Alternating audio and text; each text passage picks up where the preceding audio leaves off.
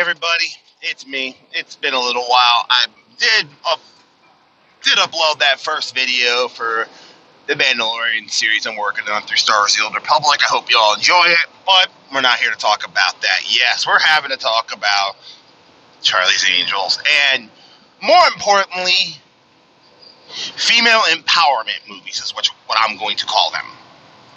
Because here it is. Charlie's Angels has flopped, and it's flopped hard. Geeks and Gamers coming to this, Mecha Random, throw a name at one of the fandom minutes, and we're covering this like, we're on this like stink on crap. Why? Because we keep telling these people we don't want ideological garbage in our entertainment. What part of this are you not understanding, Hollywood? Your feminist bullshit will continue to flop. Ghostbusters 2016 should have been a big warning bell. But no, you have to keep pushing this shit. And try to shame us into coming to the theaters to support this crap. And we keep telling you, no, it's not going to happen. And even the feminine, even the left-wing intersectional feminists who are saying, yes, Queen Slay, and, saying, oh, they're so great, they're not coming in to buy it. When is Hollywood going to understand your own people you're trying to pander to do not support your crap? It's plain as day. Ghostbusters 2016, Ocean's 8, Charlie's Angel, Terminator Dark Fate, catch a damn clue. And Elizabeth Banks, trying to shame us into doing this shit, has basically failed for 3 years. What makes you think it's going to work for you? You're making excuses instead of realizing you made a film no one wanted. It's not like people were clamoring for yet another Charlie's Angels. I'm going to go watch a Charlie's Angels movie. I'll go watch the original from 2000. It's far superior. It's funny. Doesn't crap on men. It just shows some cute girls kicking ass. Guys have no problem with this. Another perfect example of guys watching women kick ass. Xena Warrior Princess. I have yet to meet a sci-fi fantasy person who really hated Xena. I mean, yeah, there are certain stories that made us scratch our head or bang our head against the wall, but overall, most people I talk to, I say the name Xena Warrior Princess, like, oh yeah, freaking great show, man. We loved that crap. We love Lucy Lawless. I mean, and there's this picture from Twitter where this woman just lists off this entire list of female-led franchises which people like. I'll unabashedly say, even though I know it's not like the games, I like the Resident Evil series of movies with Mila Jovovich as the head. It was a good series. Granted, I think Mila overacts it a little bit in certain areas, but she looks freaking fantastic kicking the crap out of zombies. I pretty much think I own all of them and still adore them. We always bring up Aliens and Ellen Ripley. We liked Ripley. We love Ripley. We want more Ripley. Hell, the first season of Jessica Jones actually wasn't too bad. I thought the chick playing Jessica Jones was perfect. I thought she was sassy and hilarious. I actually liked the first season of Jessica Jones. The second season, yeah, not so much. But when something's female-led and it's good, people respond to it. It's not about women being in the lead. It's about telling a damn good story. And I'm sorry, Dark Fate and Charlie's Angels ain't it. They're shit stories. We didn't want them. We don't like them. Deal with it. Like Star Trek Discovery. If it was actually written for Star Trek fans and not a bunch of emo kids, we'd probably respond to it better. Even with Michael Burnham. I'm just going to put that out there. Same thing. Star Wars sequel trilogy. If Rey had actually been written coherently and as a character and not a paragon of all virtue who is completely unrelatable by anyone, we'd probably like her more.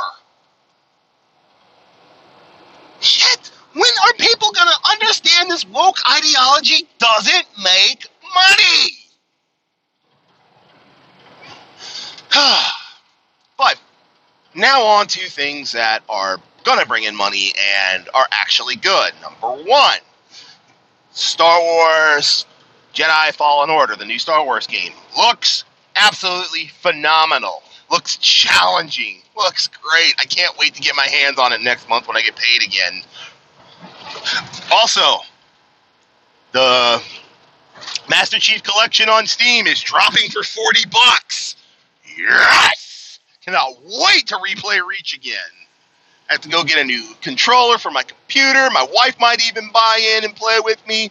And we might play ourselves some Halo. Yeah! And, of course, Mandalorian. Now, yes, Baby Yoda is stealing the show. Yes, he's a meme a minute. Yes, Nerdrotic is actually right when it comes to The Mandalorian. It's not exactly... You see, here's the thing, and I was actually talking to my wife about this when it comes to The Mandalorian. I think people were expecting more Game of Thrones Season 1 through 4 than a live-action cartoon. I think people tended to forget, who the hell's making this? Dave Filoni and Jon Favreau. Of course it's going to be more kid-friendly and more kid-centric. Though... in episode 2, and yes, spoilers, I don't think anybody really minded the homage to Indiana Jones and the Last Crusade. I thought that was hysterical. And I don't think anybody was pissed. Is pissed how, they're doing The Mandalorian, where he's the flawed badass. Like, basically, and Gary called them a bunch of Bosks. Well, they're Trandoshans. But yes, a bunch of Trandoshan bounty hunters try to come in and take the Mandalorian's bounty. And he beats the crap out of all of them and does so without really any help. Yes, he goes up against that big monster and it whoops his ass. It shows that while he is a badass, he is flawed and he can take an ass kicking, just like anybody else. I like that. He's a flawed hero. He can be a Billy badass, but on the other hand, still have freaking problems. I like that. Plus, I also like the fact that Nick Nolte's Ugnaught character is absolutely hysterical. He has spoken and is a better character in 3 episodes than most of the characters had in a sequel trilogy over 2 movies going into a 3rd. That speaks volumes for the lack of writing talent between Jar Jar Abrams and Ruin Johnson. Yeah. And to Mr. John Boyega, yes, most of the fandom liked your character coming out of The Force Awakens. We wanted to see where you would be taken. And where you were taken in The Last Jedi was a shit show. I would even dare to say racist against black people. But I really hate saying that because of identity politics in modern day. But it really is going down that trend of racist. And blatantly racist. And, quite frankly, sexist. Yes, I said it. I know, current day, and I know everybody is, oh, that's SJW, but if you really look at it from Finn's point of view, it's, wow. Come on, guys. We can honestly say it with a straight face that it was very racist and very sexist towards Finn. Very. But because he's a guy, apparently to the identity politic people, it's okay, even though he's black. Yes, that's where we are in current age of 2019. Because this is just kind of a recap of the weekend and everything I've seen. And 2 other points. One, I was arguing with these people on the hashtag too far left about welfare. Look, I agree welfare needs to be there, but it should be for its original intent of, unless you've got a serious ailment or disability or something seriously wrong with you that you can't take care of yourself and need help, it's there to bounce you back on your feet and get you being towards a productive member of society again. It's supposed to be not just continually giving you a fish for a day so you don't starve. It's supposed to, we give you some fish, but we're also going to teach you how to fish so you can go be self-sufficient on your own and stop wasting people's money.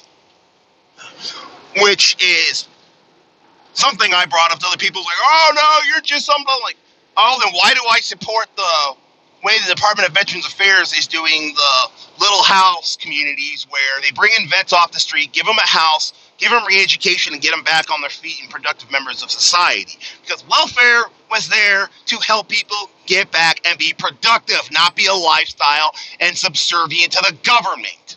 As everybody's saying, oh, we need to do all this, oh, we need to get people off the streets, and it's like, okay, that's fine. That's step one. What about step two, to make them productive members of society again so they don't need to be relying on the government? See, this is the problem I have with the too far left. You all want us slaves to the fucking government for all of our needs. You want us to bend the knee and be on our knees to their whims. Sorry, I don't want to bend the knee to the government.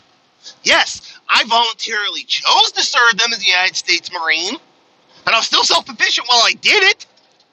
And yes, I have received welfare before. Yes, I have been homeless with my wife and my 2 little dogs. Yes, I got told by the state of California I was willing to give up my dogs, I would pretty much be set for life, but I would be a slave to their system. I told the state of California to go fuck itself. Kept my 2 little dogs. It was a 8-month period of hell where I didn't know where my next meal was coming from. I didn't know where the hell I was going to be sleeping the next day with my wife and my 2 little fur balls, who I still have today, these fur balls. But you know what? My wife and I muddled it through. Yes, the city of Durham, North Carolina, through the Workforce Investment Act, paid for my, commercial driver's license Class A, which I use today to feed myself as a truck driver. Yes, I fully realized it, but it was a program to get me back on my feet and be self-sufficient. It succeeded.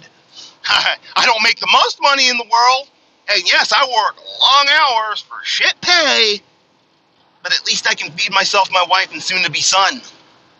I used welfare for what it was there for, to get me back on my feet and productive, not to sit there and be a net drain on society. That's my view on welfare. Too many people on the left want to see the government as mommy and daddy, and they don't have to lift a finger and they get everything that they want, instead of getting off their ass and doing it themselves. Yes, sometimes you fall on your ass and you need a hand back up. That's what welfare is there for, to help you back up. Not sit there and say, it's okay, you don't have to do anything, I'll do everything for you. That's the major fucking difference.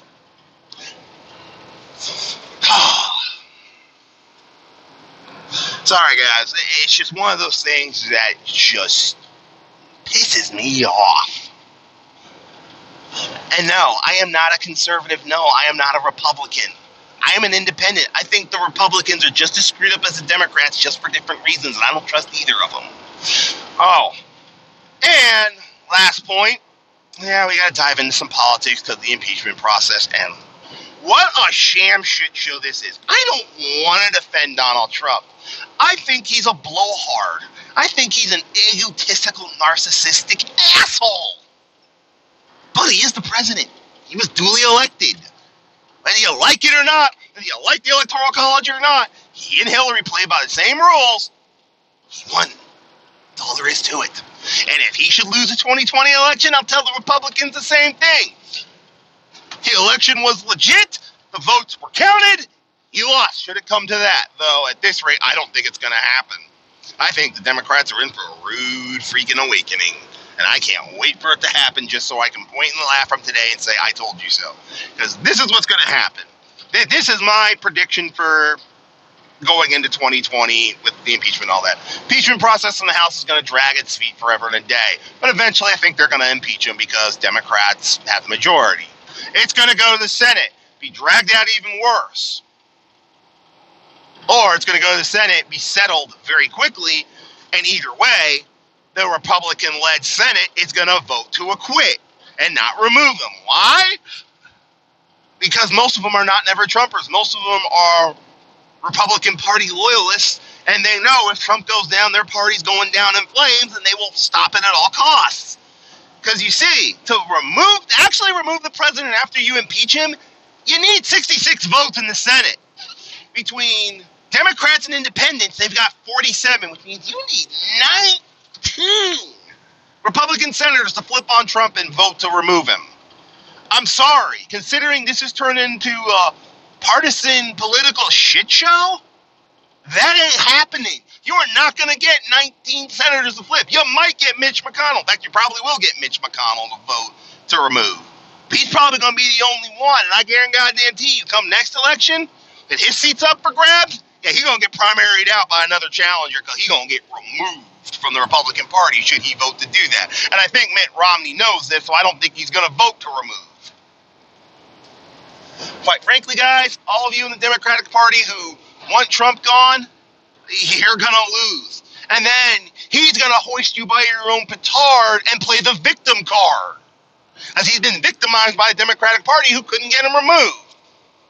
Then you're going to stack the deck in the House, get the House back with a bunch of political yes men to him, hold the Senate, which is the Democrats' best chance to retake the Senate probably for the next decade.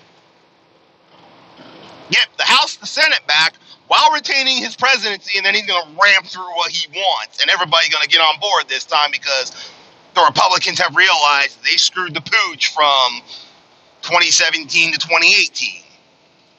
Come 2021 to 2022, they're going to ram shit down the Democrats' throats. And Nancy Pelosi ain't going to be able to do shit to stop it.